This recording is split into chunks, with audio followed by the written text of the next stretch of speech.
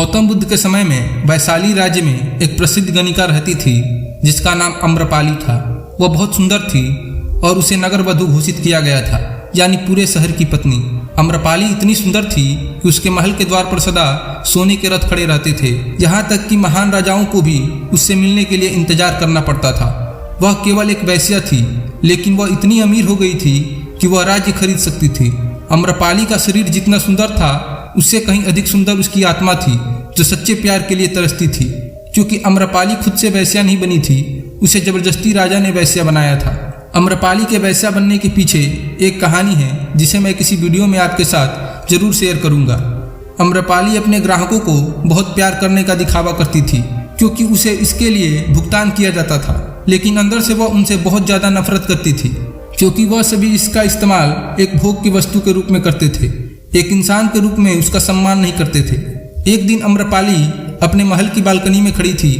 अचानक उसने अपने महल के सामने से एक युवा बौद्ध भिक्षु को गुजरते हुए देखा, जिसके पास कुछ भी नहीं था सिवाय एक भिक्षा पात्र के।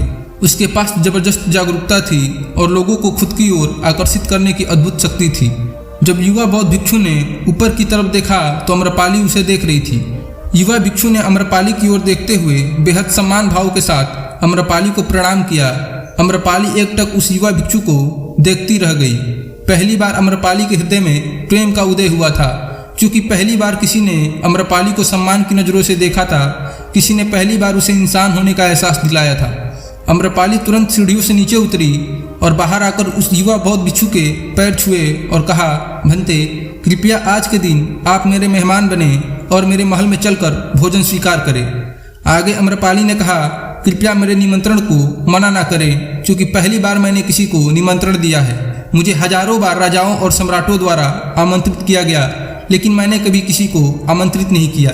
जब मेरा पहला निमंत्रण है। युवा भिक्षु ने सम्मानपूर्वक आम्रपाली का निमंत्रण स्वीकार करते हुए भोजन ग्रहण किया। भोजन देने के बाद आम्रपाली ने कहा कि भंते, आज से 3 दिन के बाद बारिश का मौसम शुरू होने वाला है, जो कि अगले 4 महीनों तक रहेगा। मैं आपको अपने घर में 4 महीना रहने के लिए आमंत्रित करती हूँ। आने वाले 4 महीनों के लिए यह महल आपका आश्रय होगा।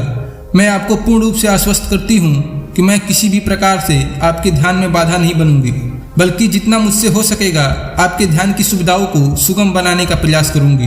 दरअसल बौद्ध भिक्षु साल के 8 महीने गांव-गांव घूमकर धर्म का प्रचार करते हैं और 4 महीने एक ही स्थान पर रहते हैं जहां उन्हें आश्रय मिल जाता है।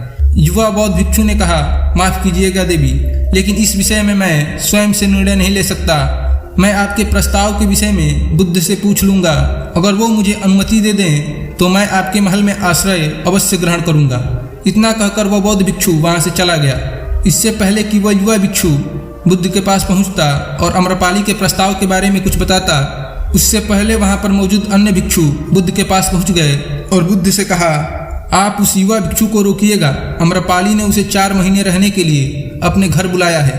आम्रपाली एक वैश्या है और एक भिक्षु एक वैश्या के घर में 4 महीने रहे, यह सही नहीं है। इससे हमारे संघ में गलत संदेश जाएगा। बुद्ध ने कहा, कृपया आप लोग शांत हो जाएं और उस भिक्षु के आने की प्रतीक्षा करें। थोड़ी देर बाद वह युवा भिक्षु बुद्ध के पास आया, बुद्ध के पैर छुए और उन्हें पूरी कहानी सुनाते हुए कहा कि बुद्ध, नगर की एक आम्रपाली नाम की महिला ने मुझे वर्षा के 4 महीने अपने घर पर रहने के लिए आमंत्रित किया है। मैंने उसके निमंत्रण का अभी कोई जवाब नहीं दिया है। मैंने उसे कहा है कि अगर आप मुझे उसके घर रहने की आज्ञा देंगे तभी मैं उसके घर पर रहने के लिए आऊँगा।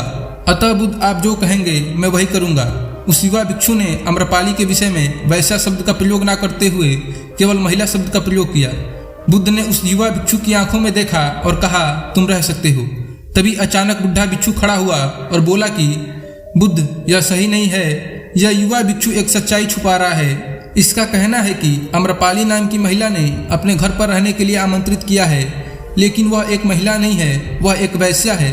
बुद्ध ने कहा, मैं जानता हूँ, और क्योंकि इसने वैश्या शब्द का प्रयोग नहीं किया, इसका अर्थ है इसके मन में उसके लिए सम्मान का भाव है, इसलिए मैं इसको वहां रहने की अनुमति दे रहा हूँ। वहां मौजूद हजारों भिक्षुओं को विश्वास नहीं हो रहा था कि बुद्ध ने एक युवा भिक्षु को एक वैश्या के घर में रहने के लिए अनुमति दे दी है।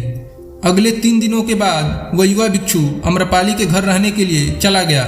उसके जाते ही वहां पर उपस्थित अन्य भिक्षु उसके विषय में तरह तरह की बातें बनाने लगे। बुद्ध ने सभी को शांत कराते हुए कहा, मुझे मेरे भिक्षु पर विश्वास है। मैंने उसकी आंखों में देखा है, उसके भीतर तनिक भी भोग की इच्छा नहीं थी। अगर उस भिक्षु का ध्यान गहरा है तो वह भिक्षु अम्रपाली के हृदय को परिवर्तित कर देगा। अगर भिक्षु का ध्यान गहरा नहीं है तो अम्रपाली अपने शारीरिक आकर्षण से भिक्षु को परिवर्तित कर देगी। यह एक प्रश्न है ध्यान और शारीरिक आकर्षण के मध्य, जिसका उत्तर हमें 4 महीने के बाद मिलेगा। उनकी बात सुनकर वहां उपस्थित भिक्षुओं ने कहा कि बुद्ध उस युवा भिक्षु पर बहुत अधिक भरोसा करके अनावश्यक जोखिम उठा रहे हैं। वह भिक्षु युवा है और अम्रपाली बहुत सुंदर है। समय प्रारंभ हुआ, वर्षा ऋतु गई, 4 महीने बीते और वह युवा भिक्षु वापस आया। उसने बुद्ध के पैर छुए और उस युवा भिक्षु के पीछे अम्रपाली भी आई। उस युवा भिक्षु ने अम्रपाली का परिचय देते हुए कहा, बुद्ध, यह अम्रपाली है और यह आपसे दीक्षित होना चाहती है। यह एक अनोखी महिला है। यह न केवल सुंदर है बल्कि इनकी आत्मा भी उतनी ही शुद्ध है जितना आप कल्पना कर सकते हैं। अम्रपाली ने बुद्ध के पैर छुए और कहा, मैं पहली बार देखने भर से इस युवा भिक्षु से प्रेम करने लगी थी, इसलिए मैंने इस युवा भिक्षु को अपने सौंदर्य से कई बार आकर्षित करने का प्रयास किया, लेकिन मैं पूर्ण रूप से असफल रही। इसके बजाय इस युवा भिक्षु ने मुझे ध्यान के प्रति जागरूक किया और यह एहसास कराया कि वास्तविक जीवन भोग नहीं अपितु ध्यान है। बुद्ध, मैं अपनी सारी संपत्ति आपके भिक्षुओं को दान में देना चाहती हूँ और शेष जीवन ध्यान में बिताना चाहती हूँ। इसके बाद अम्रपाली बुद्ध के शिष्यों में पहली महिला हुई जिन्हें आत्मज्ञान की प्राप्ति हुई। बुद्ध ने अपने पंथ के सभी शिष्यों से कहा, यदि तुम वैश्याओं की संगति से डरते हो तो उस डर का उस वैश्या से कोई लेना देना नहीं है, बल्कि वह डर तुम्हारे बेसुध मन की उपज है, क्योंकि तुमने अपनी कामुकता को दबा दिया है। कामुक ऊर्जा को दबाया नहीं जा सकता, इसे केवल रूपांतरित किया जा सकता है।